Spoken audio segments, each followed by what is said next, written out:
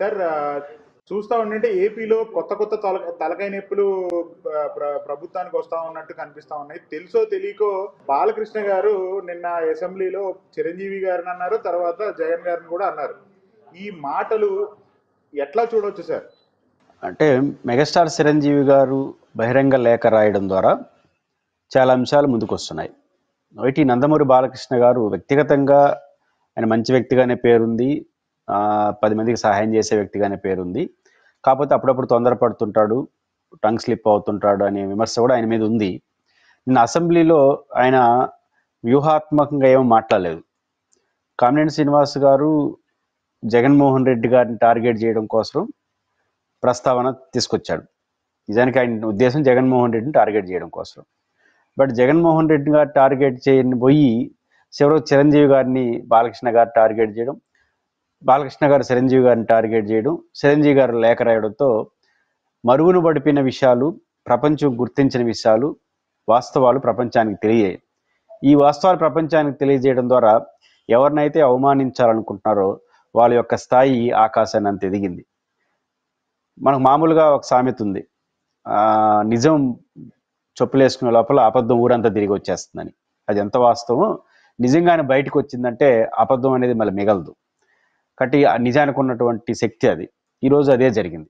2-3 అంశాలు అక్కడ ఉన్నాయి. ఒకటి, చిరంజీవి గారిని ఉద్దేశించి బాలకృష్ణ గారు చేసిన వ్యాఖ్యలు, జగన్మోహన్ రెడ్డి గారిని పైన చేసినట్టు వ్యాఖ్యలు. నిజానికి బాలకృష్ణ గారికి జగన్ గారి మీద చేసిన వ్యాఖ్యలు చాలా అభ్యంతరకరమైనట్టు అయినప్పటికీ కూడా ఆయన ప్రధానంగా టెంప్ట్ అయింది చిరంజీవి గారి విషయంలో అర్థమైంది. కామినేని శ్రీనివాసరావు గారు ఒక అబద్ధం చెప్పాడు. చిరంజీవి గారు వీళ్ళందరూ వస్తే జగన్మోహన్ రెడ్డి గారు కలవడానికి ఇష్టపడలేదు, మీరు వెళ్ళి మంత్రిని కలుసుకోండి అని చెప్పినాడు. చంద్రబాబు గారు గట్టిగా అడగడంతో అప్పుడు దిగొచ్చినాడు అని మాట్లాడినాడు. ఇది పచ్చి అబద్ధం. కానీ బాలకృష్ణ గారికి కోపం వచ్చింది, చిరంజీవి గారు ముఖ్యమంత్రిని కిందకి తీసుకొచ్చినాడు అనే ఇంటర్ప్రిటేషన్ రావడం ఆయన సహించలేకపోయాడు. బస్ ఈగో హట్ అయినట్టుంది.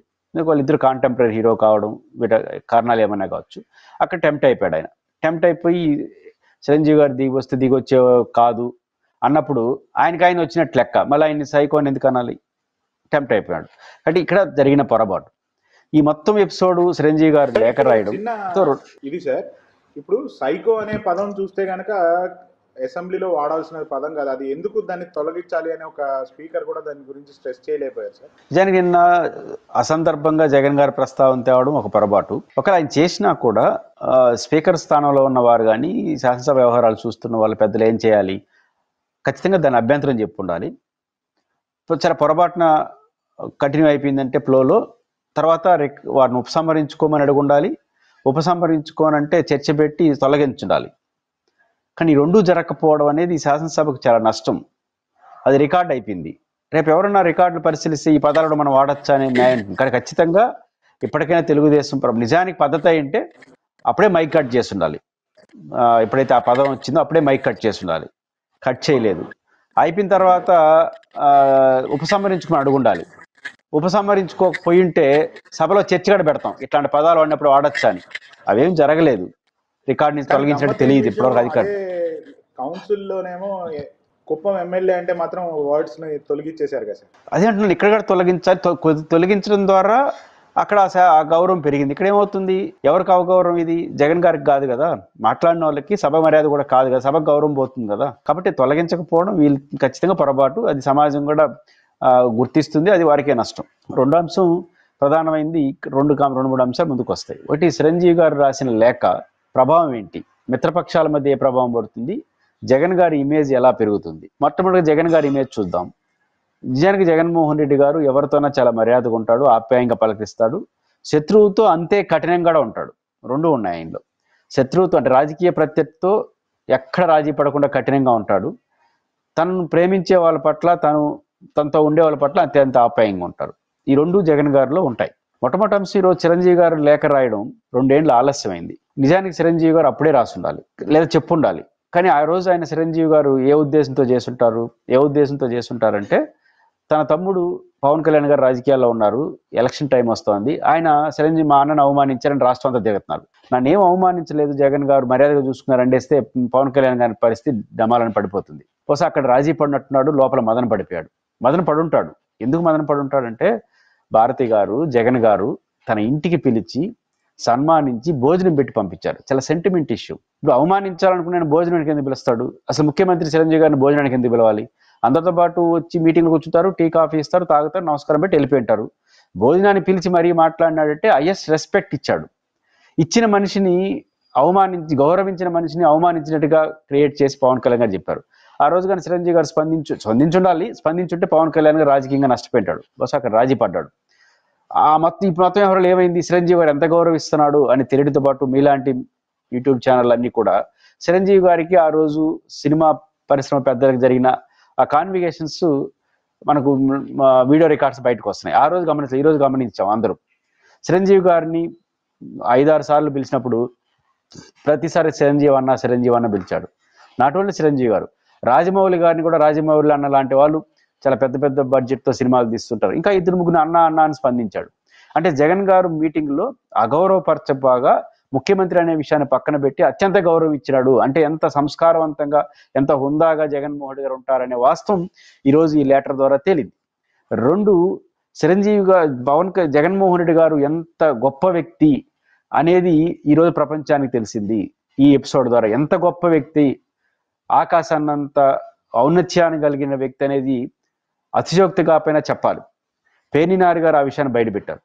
ఇది చాలా ఇంపార్టెంట్ అంశం. పేర్నినాని గారు ఏం చెప్పారు? మా అమ్మ నాన్న సాక్షిగా చెప్తున్నాను, ఇంత మాట్లాడిన బాలకృష్ణ గారు ఆ రోజు నన్ను అపాయింట్మెంట్ అడిగాడు ముఖ్యమంత్రిని కలవాలని, అఖండ సినిమాకు సంబంధించినటువంటి విషయాలు మాట్లాడడానికని. నేను జగన్మోహన్ రెడ్డి గారి దగ్గరికి వెళ్ళి అడిగితే వద్దు, బాలకృష్ణ గారిని పిలవద్దని, ఆయన గౌరవం పోతుంది, ఆయనకి ఏమి కావాలో అవి చేసి పెట్టండి అని చెప్పాడు. ఇందులో జగన్ గారు బాలకృష్ణ గారికి చేసి పెట్టారనే విషయమే బయటికి వెళ్తా ఉంది. కానీ జగన్ గారి ఇమేజీ, జగన్ గారి యొక్క ఔన్నత్యం ఎంత పెద్దదనడానికి ఇక్కడ కనపడుతుంది. నిజానికి ఆ రోజు బాలకృష్ణ గారే అడిగారు కాబట్టి అపాయింట్మెంట్ ఇచ్చుంటే ఎవరేమో రాజకీయం చేస్తుండ్రు. ఎందుకంటే బాలకృష్ణ గారు స్వయంగా అడిగారు. పిలిచి బాలకృష్ణ గారిని, ఖచ్చితంగా చిరంజీవి గారి కన్నా బాలకృష్ణ గారు అంటే చాలా వ్యక్తిగత అభిమానం ఉన్న వ్యక్తి జగన్ గారు. ఆయన్ని పిలిచి, అదే ఇంటికి పిలిచి చిరంజీవి గారి లాగా వసుంధర గారిని, బాలకృష్ణ గారిని పిలిచి భోజనం పెట్టుంటారు. బాలకృష్ణ గారిని కానీ ఇన్వైట్ చేస్తుంటే ఖచ్చితంగా ఇంటికి పిలిచి భోజనం పెట్టుంటారు. ఇంటికి పిలిచి భోజనం పెట్టి సన్మానం చేస్తుంటే చిరంజీవి గారికి లాగా మౌనంగా ఉండడు, తన తమ్ముడికి నష్టం జరుగుతుందని కూడా భావించడు. బాలకృష్ణ గారు బోలాశంకరుడు ఆ విషయంలో. నిజానికి బయటకు వచ్చి జగన్ గారిని జరిగిన ఒక ఔదార్యాన్ని పొగుడుంటాడు, మంచి అభిప్రాయం చెప్పుంటాడు. జగన్ గారు భారతి గారు నన్ను బాగా అభిమానించారు, నేను ఎప్పుడు మర్చిపోని ఆ కృతజ్ఞత బాలకృష్ణ గారు ఎప్పుడు చూపిస్తారు. మంచి వ్యక్తి. నిజానికి ఆ రోజు చైతన్య గారు ఆ రోజు కానీ బాలకృష్ణ గారిని అలా పిలిచి సన్మానించుండి చేస్తుంటే, బాలకృష్ణ గారు రియాక్ట్ అయింటే చంద్రబాబు గారికి ఎంత నష్టం జరుగుంటుంది. సీరియస్ పాలిటిక్స్ నడుస్తూ ఉంది ఆ రోజు తెలుగుదేశానికి, వైసీపీకి. ఆ టైంలో అట్లాంటి అవకాశం ఉన్నా కూడా దాన్ని రాజకీయంగా వాడే ప్రయత్నం జగన్ గారు చేయకుండా వదిలేసి, బాలకృష్ణ గారు కానీ ఆ రోజు వచ్చి తనకు లాభం, నిజానికి జగన్ గారు కానీ బాలకృష్ణ గారిని పిలిచి ఆ మాటలు మాట్లాడిచ్చుండి ఆ రకంగా గౌరవించుంటే బాలకృష్ణ గారు అట్లే స్పందించుంటాడు. చంద్రబాబు గారు బావమరిది అట్లా మాట్లాడుంటే చంద్రబాబు గారు రాజకీయంగా ఇబ్బంది పడుంటాడు, జగన్ గారికి రాజకీయంగా లాభం ఉంటుంది. కానీ రాజకీయం తన లాభాన్ని జగన్ గారు ఆ రోజు చూసుకోవాలా, బాలకృష్ణ గారి గౌరవాన్ని చూశాడు. ఎందుకంటే బాలకృష్ణ గారు ఎంత కాదన్నా చంద్రబాబు గారు బావమరిది, రాజకీయ ప్రత్యర్థి. ఆయన ఈ రోజు కానీ వచ్చుంటే తెలుగుదేశానికి నష్టం. బాలకృష్ణ గారు కూడా పోయి ఉండాల్సింది కాదని అభిమానులందరూ అని ఉంటారు. ఆ రకంగా బాలకృష్ణ గారు ఇమేజ్ దెబ్బతిని ఉంటుంది, మంచిది కాదని ఆయన కలవనీయకుండానే ఆయన పని అంతా చేసి పెట్టాడు. ఎంత గొప్ప వ్యక్తి, రాజకీయంగా వాడుకోలేదు, ఇంకొకరైతే ఎంత బాగా వాడుకుంటారు. ఆ రకంగా 2 ఎపిసోడ్లో జగన్ గారు ఎంత గొప్ప ప్రపంచానికి తెలిసింది. 3వ విషయం ప్రధానమైంది, ఈరోజు పవన్ కళ్యాణ్ గారు డిఫెన్స్లో పడుతున్నారు. ఈరోజు ఒక చర్చ నడుస్తుంది. ఏమనంటే చిరంజీవి గారు మీద అట్లా వ్యాఖ్యలు చేసి తెలుగుదేశం ఎందుకు స్పందించలేదని. ఎందుకు స్పందిస్తుంది? ఎందుకంటే బాలకృష్ణ గారు అట్లాంటి భాష వాడినప్పుడు, అలాంటి పదాలు చిరంజీవి గారిని వాడినప్పుడు జనసేనకు సంబంధించిన ఎమ్మెల్యేలు ఎందుకు ఒక్కరు కూడా ప్రశ్నించలేదు. మా అభిమాన నాయకుడు చిరంజీవి గారిని ఎందుకు అట్లా అంటారని. వాళ్ళే స్పందించినప్పుడు తెలుగుదేశంలో ఎందుకు స్పందిస్తారు? రెండు, పవన్ కళ్యాణ్కి ఎంతవరకు స్పందించలేదు. తన అన్నని గౌరవించి అవమానించకుండా గౌరవించినటువంటి జగన్ గారిని అవమానించినట్టుగా ప్రచారం చేసినటువంటి పవన్ కళ్యాణ్ గారు ఈరోజు చిరంజీవి గారే చెప్పారు బాలకృష్ణ గారు చేసిన తప్పు అని. అలాంటప్పుడు ఇంతవరకు ఆయన స్పందించలేదు. పవన్ కళ్యాణ్ గారు స్పందించినప్పుడు జనసేన అట్టు స్పందించలేదు. కానీ ఈ రోజు పవన్ కళ్యాణ్ గారు డిఫెన్స్ లో పడిపోయాడు. స్పందించలేదు కదా సార్, నాగబాబు గారు కూడా స్పందించలేదు, తర్వాత పవన్ కళ్యాణ్ గారు కూడా. ఇద్దరు అదే జనసేనలో పవన్ కళ్యాణ్ గారు స్పందించినప్పుడు నాగబాబు ఎట్లా స్పందిస్తాడు, వాళ్ళిద్దరు స్పందించినప్పుడు జనసేన ఎమ్మెల్యేలు స్పందిస్తారు, ఎమ్మెల్సీలు ఎట్లా స్పందిస్తారు, పార్టీ శ్రేణులు లోపల కుమిలిపోతున్నారు. కానీ అధినేత స్పందించుకోవడం ఉంటుంది. ఇది ఏ రోజుకైనా జనసేనకు నష్టం. కానీ తన అన్నని గౌరవించిన వ్యక్తినేమో అవమానించినట్టుగా ప్రచారం చేసిన వ్యక్తి ఆయన ఓపెన్గా లెటర్ రాసినాడు. చాలా పెద్ద పదం ఆడాడు. భాష మంచిదే కానీ నేను ఆ రోజు చేసిన చొరవ కారణంగా నా వాల్తేరు వీరయ్యే కాదు నీ అఖండ సినిమా కూడా లాభపడిందని చెప్పినాడు. చాలా సీరియస్ మాట అది. అంత మాట అంత ఎంత టెంప్ట్ అయ్యాడు, ఎంత బాధపడ్డాడు చిరంజీవి అనేది ఉదాహరణ. కాబట్టి ఖచ్చితంగా జనసేనకి ఇది నష్టం, మిత్రపక్షాలకు నష్టం, జగన్మోహన్ రెడ్డి గారు అవునెత్తి ప్రపంచానికి తెలిసింది. సరే, ఇదే లేక ఆ రోజు రాసుంటే జగన్మోహన్ రెడ్డి గారికి చాలా బాగుండేది కదా సార్. నిజాలు ఆ రోజే ప్రజలు తెలుసుకునేవాళ్ళు కదా సార్. కానీ ఆ రోజు తెలుసుకోకపోవడం ఒక చిన్న నష్టం జగన్ గారికి. ఇంత ఆలస్యమైన తెలుసుకోవడం జగన్ గారు అవినీతి పెరిగింది కదా, నష్టపోయచ్చు కొద్దిగా. బట్ సమాజం ఎట్లా చూస్తుంది, జగన్ గారు ఇంత గొప్ప వ్యక్తి అని చూశాడు. కొన్ని ఏ రోజు చెప్పినాడా నేను చిరంజీవి గారు ఒక మాట అని ఉండొచ్చు. జగన్ గారు ఆ రోజు చిరంజీవి గారిని ఉద్దేశించి ఒక మాట అని ఉండొచ్చు. చిరంజీవి గారు మిమ్మల్ని భోజనాన్ని పిలిచి నేను నా సతీమణి మీరు సురేఖారిని పిలిచి ఇంత గౌరవిస్తే మీ తమ్ముడు ఇలా మాట్లాడుతుంటే మీరు నిజాలు చెప్పకపోవడం కరెక్ట్ కాదు కదా అనే మాట చిరంజీవి గారిని అడిగే హక్కు ఆ రోజు జగన్ గారికి ఉంది. కానీ స్పందించలా. ఎందుకు స్పందించలేదు? ఆయన అట్లా స్పందించే మనస్తత్వం కాదు, వారి ఇష్టం. మనం గౌరవించాం, వారు ఎట్లా తీసుకొని వదిలేసినాడు. అట్లా బాలకృష్ణ గారి విషయంలో కూడా అపాయింట్మెంట్ ఇచ్చి గౌరవించి రాజకీయంగా ఉపయోగించుకునేది కాకుండా ఆయన గౌరవాన్ని కాపాడాడు. ఎదుటి వ్యక్తిని గౌరవాన్ని కాపాడినప్పుడు తాత్కాలికంగా తను నష్టపోయిండొచ్చు, కానీ ఈ దీర్ఘకాలికంగా జగన్మోహన్ రెడ్డి గారు సస్టైన్ అవుతాడు. జగన్ గారు కోరేది అదే కదా, ఎంతకాలం బతుకుతాం అనేది కాదు, నా తండ్రితో పాటు నా ఫోటో కూడా రేపు మరణించిన తర్వాత ఉండాలంటాడు. గౌరవాన్ని చరిత్రలో నిలవాలనుకున్నప్పుడు ఇట్లే ఉంటారు. కానీ తాత్కాలిక ప్రయోజనాలు చూడరు కాబట్టి ఆయన అట్లా ఆ రోజు ఇబ్బంది పడ్డాడు. ఈరోజు చిరంజీవి గారిని అడుగుతున్నారు కదా, రాసిన దానికి థ్యాంక్స్ చెప్తూనే అభిమానులందరూ ఆ రోజు చెప్పుంటే ఎంత బాగుండేది అంటున్నారు కదా. ఆ రకంగా ప్రతి అంశం ఈ ఎపిసోడ్లో జగన్ గారి ఇమేజ్ పెరుగుతుంది తప్ప తగ్గేదే ఉండదు.